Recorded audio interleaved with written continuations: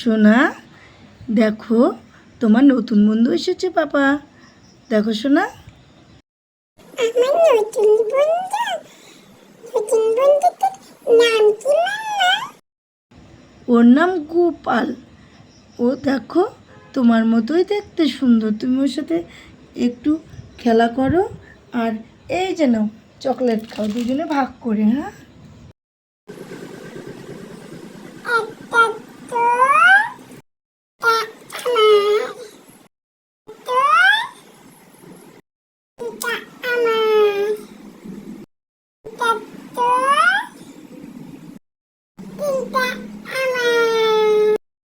এটা তো তিনটা আমার, তোর কাছেও তিনটা, আমার কাছেও তিনটা।